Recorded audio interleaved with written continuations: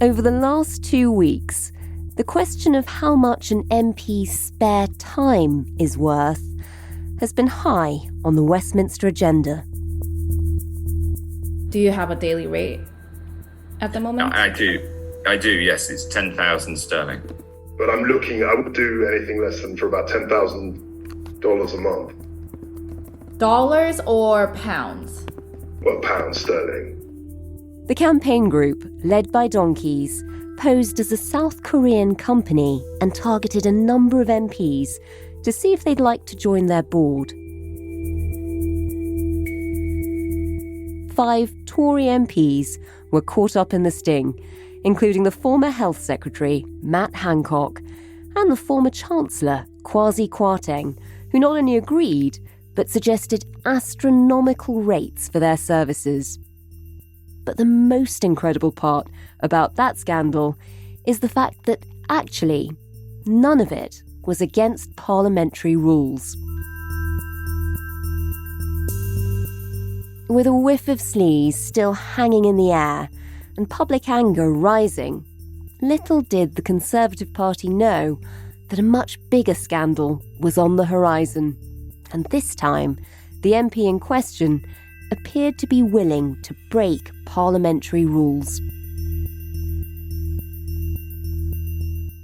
At the start of March, 2 Times reporters went undercover, posing as a fake investment fund looking to invest in the gambling industry. They tried to persuade MPs to join them as expert advisors, and during the interview process, they asked candidates to lobby for their company in Parliament for cash.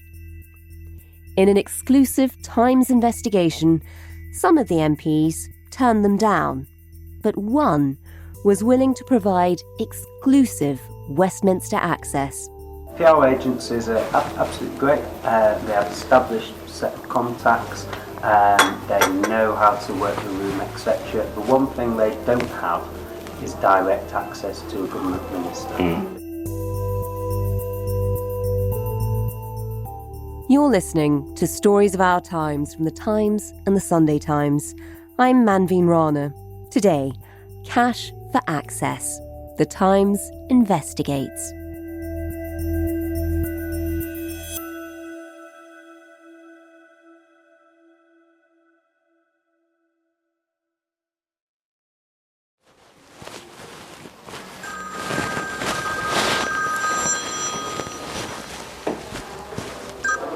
Hello. It is, yeah. So we're in the lobby of a fairly upscale hotel in central London near the House of Commons. Oh, great. I'll send my colleague down to find you. No problem. See you shortly. And we're posing as staff from an investment fund interested in the gambling industry. Billy Kenber is senior investigations reporter at The Times, and in early March, he, alongside the Times economics correspondent Arti Nachepan, were at a meeting in a smart hotel, but they were working undercover. And on the other side of the table, there's a Tory MP. Scott, hi, William. Nice to meet you. Please have a seat. There's months and months of work that sort of lead up to that point, and at that point, you're really just sort of waiting to see what happens. You've done your homework, and now it's time to test the hypothesis effectively. Everything comes down to this one meeting. Tell us, what led you to investigate this MP in particular? We were looking at a number of MPs, and we were looking at an issue that's, I think, been floating around Westminster for a while now. And we were acting on allegations that had been raised by a number of senior political figures that they believed and were concerned that there were MPs who were acting on behalf of the gambling industry in exchange for financial reward in some form, and that is in breach of parliamentary rules. And why was the gambling industry so important right now?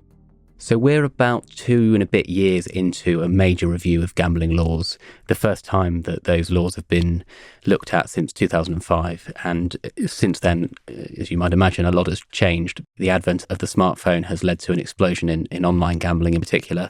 And there are a lot of concerns that have been raised along the way by campaigners about the impact that's had on addiction, on suicides, and on the behaviour of betting operators in developing games that they say are very addictive, in running so-called VIP schemes where they're encouraging people to keep gambling. One of the interesting things about this review is how long it's been going on for. It was a pledge in the Conservative Party manifesto at the previous general election. We can now gamble anywhere at any time. So it's time to take stock of the significant changes of the last 15 years and to pull our legal and regulatory framework into the digital age. So today, we're launching the first part of our comprehensive review of the Gambling Act. It was announced in December 2020. It was originally due to report back in 2021. It won't have escaped your notice, we're now in 2023. Yeah. It's been delayed repeatedly. There have been 6 gambling ministers in that time, 4 culture secretaries. It's got to a point where it's been close to being published on, I think, at least 3 or 4 occasions, and then has been pulled back for fresh debates about what exactly to include. But it does look like they are getting very ready to publish the final version, and I think we're now expecting that as soon as Parliament comes back from the Easter recess. It's a very important review for the industry, and there's a whole raft of some quite strict new proposals to toughen up the rules around gambling.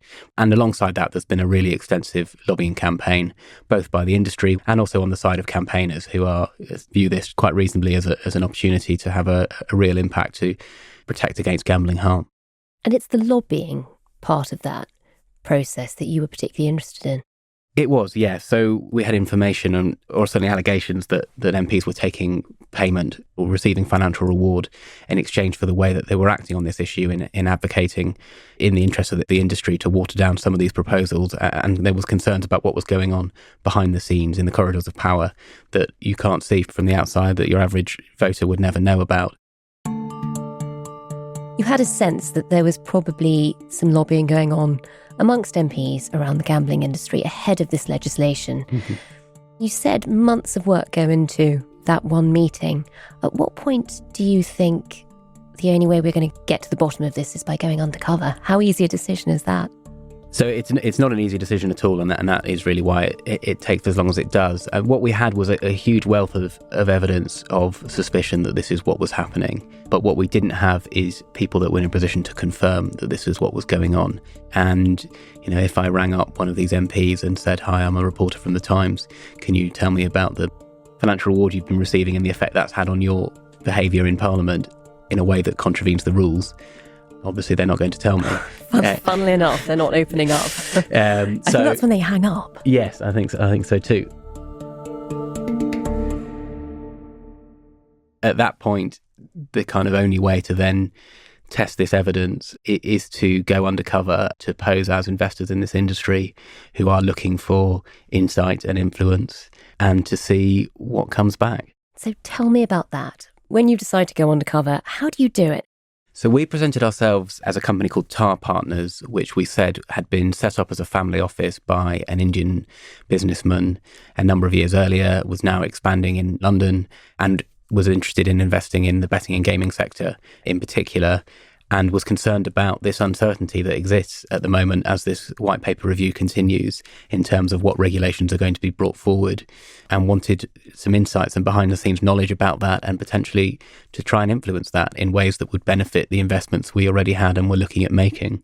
We then set up a website for the company. We had a designer come up with a logo for the company, in which we put on some business cards. We said we had addresses in India and in London, so that was the sort of cover story we were using to then contact a number of MPs to see if they would be interested in a job as an advisor to this company. We just sent an email out of the blue, just a sort of cold call email to these 8 MPs, and then waited to see what happened next. So once you've sent these emails out, what happens? How do they start to respond? So we had different responses from different MPs, and indeed several MPs who never responded and may never have read the email. One came back and said it was very clear he couldn't lobby on our behalf, he couldn't offer parliamentary advice, that doing either one would be in breach of the rules, and he wasn't really looking for a job, but he was nevertheless happy to meet. Another, Craig Whitaker, said he was interested, and we arranged a meeting, and then literally the evening before the meeting was due to take place, he emailed quite late at night to say he was concerned he was being scammed and that this was not a legitimate and genuine company, and that therefore he wasn't comfortable meeting anymore. And in subsequent correspondence, he referred to some videos that had been put online by a campaign group called Led by Donkeys, which would come out that weekend, in which they'd particularly filmed a number of MPs discussing a job offer and how much they would want to be paid. And then we had a third MP, Scott Benton, who said he was interested. We arranged a date to meet, and that meeting went ahead.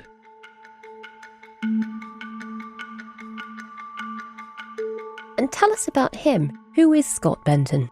Scott Benton is one of the 2019 intake. He's among the Conservative MPs who won in what's known as red wall seats in the north of England. And he is 35. He's a former local councillor. I'm delighted to be at William Hill here in Blackpool. Betting shops employ thousands of people across the UK and are a key driving force to get people out on their high streets. He has been an outspoken advocate of the gambling industry over the last 2 or 3 years. Betting and gaming is a key part of the UK's dynamic and diverse leisure and entertainment industry. Questions have to be asked about whether the Gambling Commission has extended its role beyond what is expected of a regulator. He's the chair of the all-party parliamentary group on betting and gaming, and he was willing to meet. So Scott Benton you knew he was clearly interested in the gambling industry. Tell us about the meeting that actually took place. So the meeting took place at a London hotel. Hi, Scott. Hi, Alamu. Hello. Lovely to meet you. I'm well. As well. That was William on the phone. It was myself and a colleague, Arti Narchiapan, and we were posing as two representatives of this investment fund. It lasted about 70 minutes, and during the course of that conversation, Scott Benton discussed a number of services that he was willing to offer the company if he was hired for this role as an advisor. What were those services? The first thing he discussed was his direct access, he said, to ministers, and he explained how MPs were uniquely positioned to do this because they vote so regularly in the House of Commons. The beauty of politicians, if you like, are we vote in the House of Commons 2 or 3 times a day. And he said even if he'd put in a request for a phone call with a minister or tried to catch up with them earlier in the day and he hadn't heard back, he would be able to wait in the voting lobby. Later, you will literally stand at the beginning, at the entrance to the voting lobby, and if you wait there for 5 minutes, the minister has to pass you, and then you've got 10 minutes while you walk around to the next vote to have his ear. So even if I say, Stuart or Lucy, can I speak to you today, and nobody gets back to me, if you're persistent, you can get your point across pretty easily. So he laid out how that was something that only politicians can offer, in contrast to a PR company or a lobbying outfit, which we said we were speaking to a number of different types of individual to see what would be the best fit for this role. Yeah, but obviously they're not in the voting lobby. So he's offering to collar ministers for you. What else could he do? So another thing he mentioned was that he could table questions, both written questions and oral questions in the chamber. We can obviously put parliamentary questions on the table. So DCMS questions on Thursday, so we can ask things in a direct manner in public to see if the reaction we get is consistent with what we get in private, which isn't always the case. There's written questions as well, where we can table things on the public record and get an instant response within 5 working days on any question whatsoever, which obviously nobody else outside the political realm can. And he said alongside that would often come a private note from the minister responsible, giving you a bit more information, the thing that they didn't want to put out in public. In response to that answer as well, you get a private note from the minister, which sometimes tells you information he couldn't put in the public domain, because all those questions on the public record, that he might say, I couldn't say this in public, but this is a real answer I would have given you in private. So that's useful. And he said that could be very useful and something he was willing to do for us if we had information we were looking to glean, that he would be able to table questions on our behalf. So not only would he be tabling those questions on your behalf using a democratic tool entirely for a business purpose, but he would even give you the extra information which wasn't meant for public consumption, the private note. He said he would, yes, yeah. Wow. Approach, actually. Have you done this before, or what kind of success have you had with this approach, with being able to table a question on a particular topic and gauge the reaction? Very good. So if you go on, Had he done anything like this before? He actually showed us a written question that he had tabled a few weeks earlier in mid-February. Oh, there we go. It was 2 weeks ago, 17th of February. So there's a written question. So that was sent in on behalf of one business, essentially. Where am I looking at the top? This one here. The Office of Product Safety and Standards conduct an investigation into regulation. Now, we were undercover. We weren't able to ask him kind of point blank what company and when and how much were you paid to do that. So it's not clear which company it was. It's not clear if he was paid to do that, if there was a financial reward involved, if he'd received hospitality from this company in the preceding 12 months, for example, then it would be a breach of the rules for him to ask a question that would financially benefit them. But he indicated he had done this before and that this wasn't something he'd just sort of come up with on that particular day. Would he have to declare whatever you were giving him? So MPs have a number of different rules around transparency and declaring their interests, and they are required to declare compensation they've received from outside jobs. There's been a lot of scrutiny of that, of so-called second jobs, over the last couple of years. And he said he would have to declare our company in that manner. He would also need to declare, if he was tabling a question, that he had an interest. I'd have to declare an interest, Right, okay. but I wouldn't have to declare what the interest is. Right. So as long as I've gone on the public record and say I'm declaring an interest because I may be connected to an operator in the gaming world who I've had contact with in the past, I wouldn't have to say Company X have asked me to. Yeah. So as long as I'm open with there is a link, I don't have to say what the link is. He said he wouldn't need to say what that interest was. He would just have to say that he did have an interest. And neither of those two declarations can get around the fact that it is against the rules to act as a paid advocate, to table written questions on behalf of a company for their financial benefit, having received a financial reward, or in this case, expecting to receive a financial reward from that company.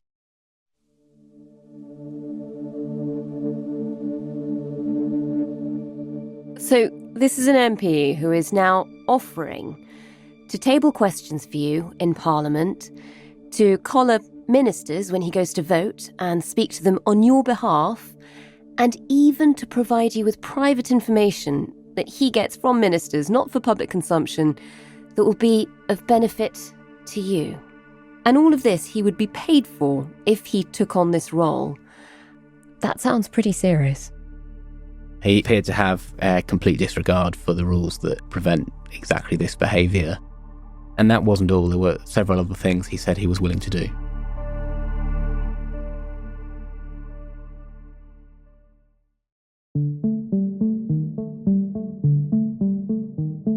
So, Billy, you said that there was more to come.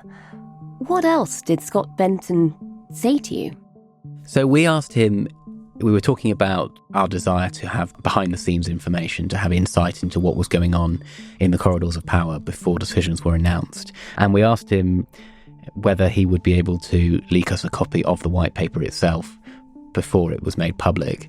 Now, that is a document that is market sensitive, I think it's fair to say, because on previous occasions when there have been draft versions sort of ready to go, but they ended up not being published, and journalists have learned of some of the details of what's in them and written about that, it has moved the share price of major gambling operators in terms of, is this more draconian than we were expecting? Is this a bit more relaxed than we were expecting? It has an impact on the share price. Wow, so that had serious market implications there. And he was willing, in fact, he said he could guarantee that he could get that for us at least 48 hours before it was made public. Would it be realistic to get advanced sight of the white paper, for example, when it's sort of finally decided, or anything on those lines? Probably. That would only be a number of days, so... Okay, so that would still be useful for investment. Yeah, for a bit of a fan site.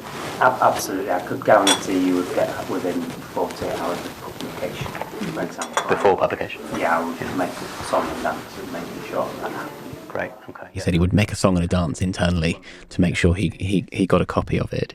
He did that even though we made it clear that it would be financially advantageous for us to get this white paper early. Or, it could be to our advantage if something's changed and no one else knows. So if you're able to get this advanced site, 48 hours would probably be enough. Earlier would be great. You'd be investing based on what you saw before the rest of the public had a chance. We would have that opportunity, yeah. I mean, that sounds like it would be a serious contravention of the rules. What else was he able to do for you?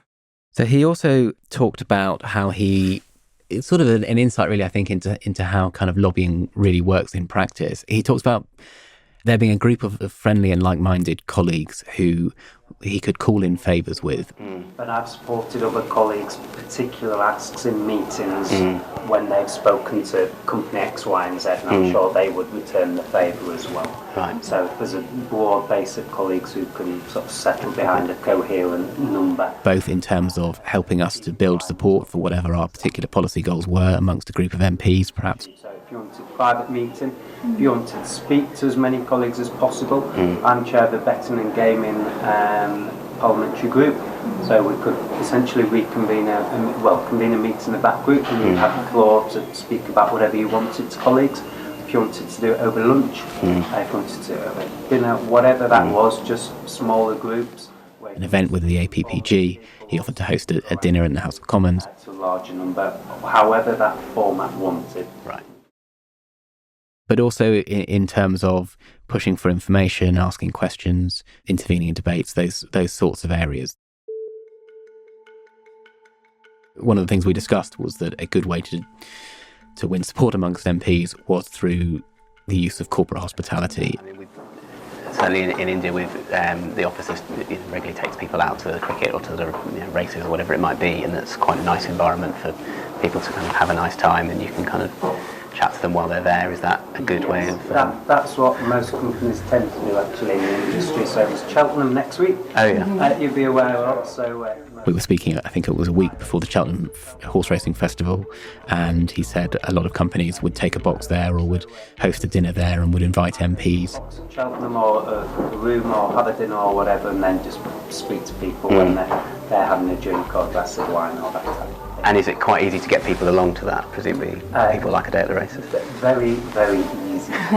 Talk about pushing an open door. Yeah. In fact, you'll have people chasing you saying, colleague X, Y and Z wants to come, is there any more room? So that works very, very well.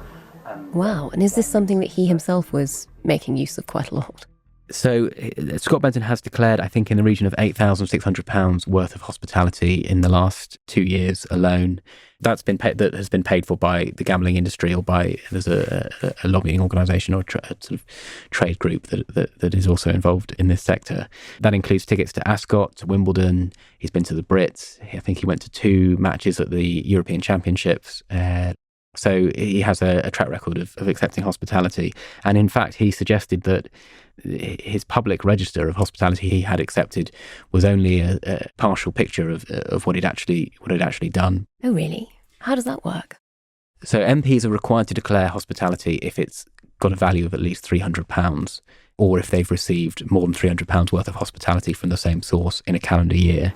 So a lot of companies try to be quite cute about the level of the hospitality to make sure it falls just under, so people don't have to declare it. It normally works for the company, and it normally works for MPs as well. Is that just sort of saying, it only costs this much per person? Yes. So even if it actually costs a bit more? Without saying too much, you would be amazed at the number of times I've been to races and the ticket comes to £295. That's the threshold, is it? I think it's... Yeah. He said you would be amazed how often I've been to the races and the cost of the ticket was declared to me as being £295. I probably shouldn't say this, but essentially all MPs are looking for is an email chain saying this is how much a ticket costs. So if we get caught out, it's like, well, the company told me it costs this much, and essentially what you pay for is nobody else's business. So. Not my fault, Governor. Essentially all MPs are looking for is an email chain saying this is how much a ticket cost. So if we get caught, it's like, well, the company told me it cost this much. And essentially what you paid is nobody else's business.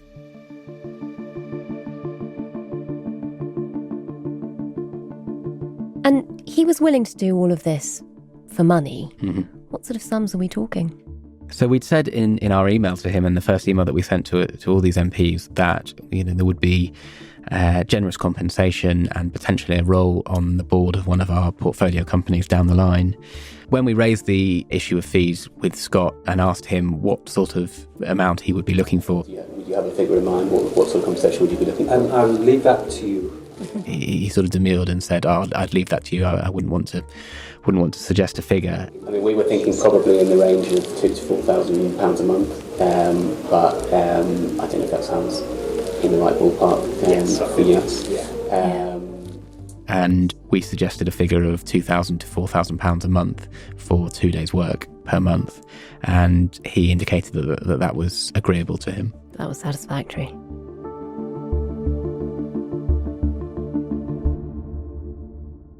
Billy, earlier when you were telling us about the hospitality, it sounds like Scott Benton actually said, if we get caught out, this is what we do. So, that does seem like there is an awareness there of the rules. I mean, just take us a step back and remind us of exactly what those rules are.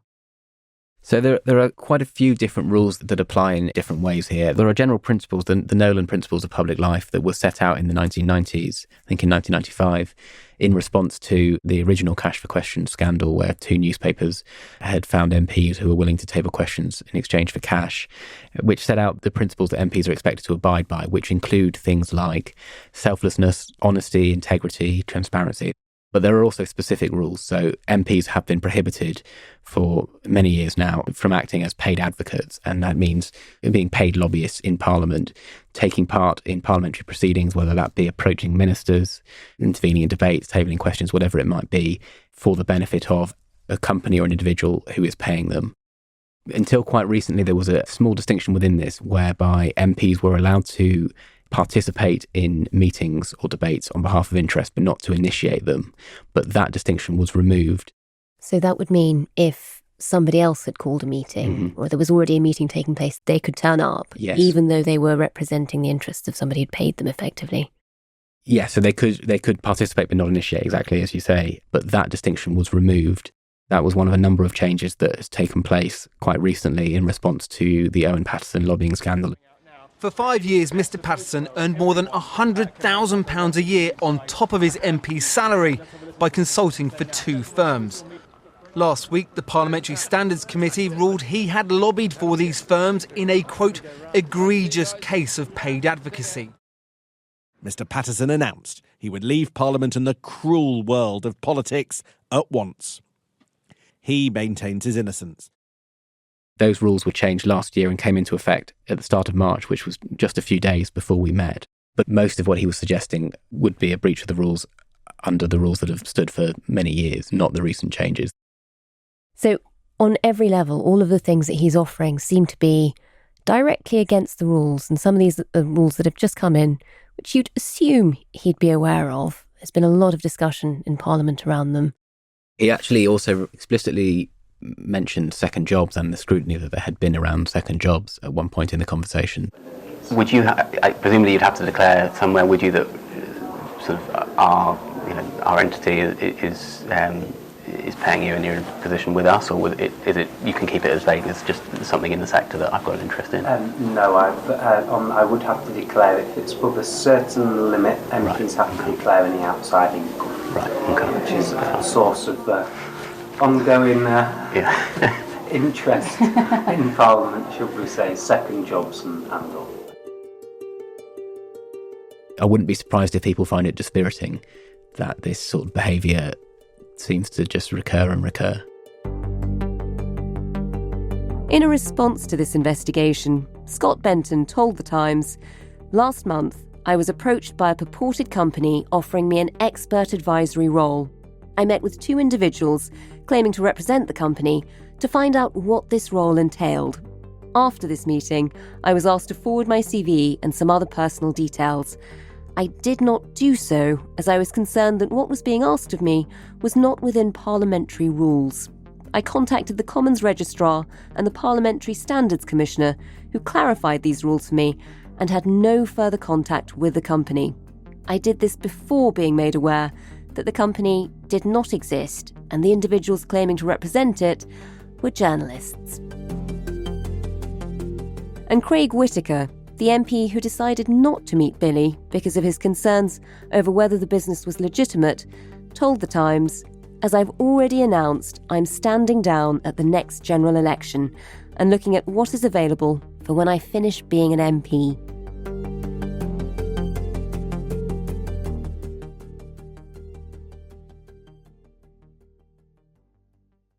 How big a scandal is cash for lobbying, do you think, still, despite all of the rules that have come in?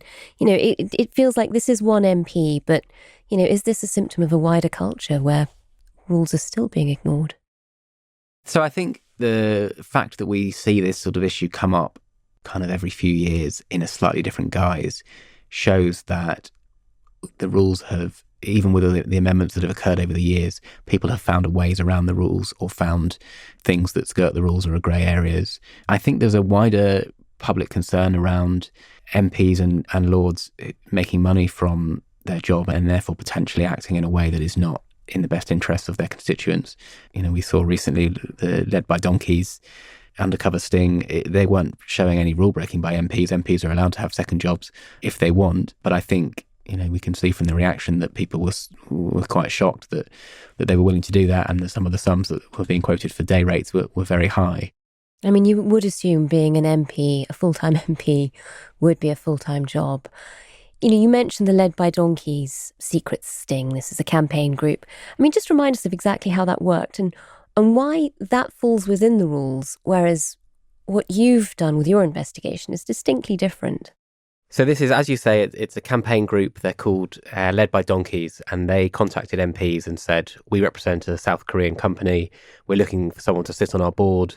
There'll be a few meetings a year. One of them will be in Korea. You'll need to fly out for that, but we'll kind of pay you handsomely to do so.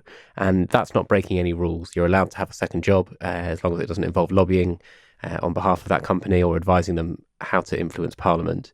But clearly it proved very embarrassing for the MPs involved, and it opens a debate about whether it's appropriate for MPs to be able to take on even those sorts of roles when it eats into the amount of time that they would have available to carry out their parliamentary duties. Our investigation, I think, is in a different category, really.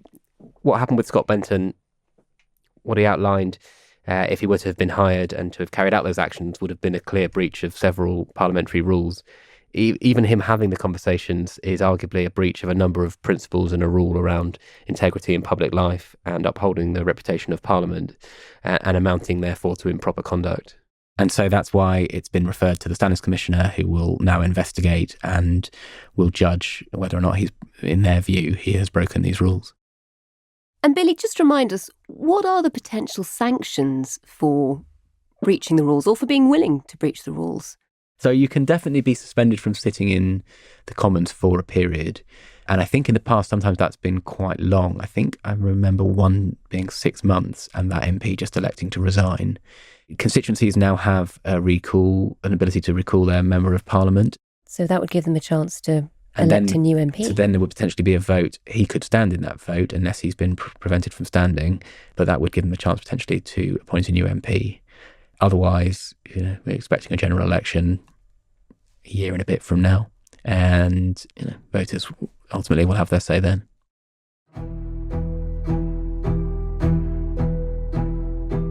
And last night, after the Times published this investigation, Westminster reacted. I think it's a fantastic investigation by the Times. MPs really think that they're underpaid. It's not good enough to have more than 82 grand as a salary.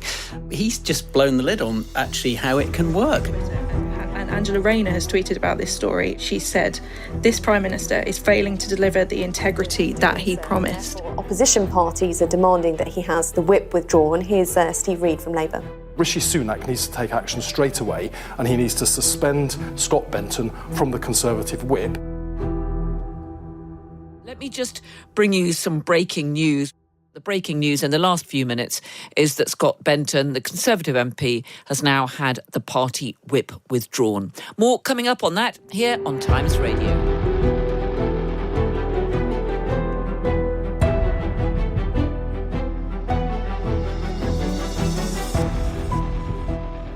You've been listening to Stories of Our Times, a podcast brought to you thanks to the subscribers of The Times and The Sunday Times, with me, Manveen Rana, and my guest, senior investigations reporter for The Times, Billy Kenber. If you're a subscriber, you can read Billy and Arti Nachiappan's full investigation and watch the video of the meeting with Scott Benton at thetimes.co.uk. This episode was produced by Sam Chantarasak and Taryn Siegel.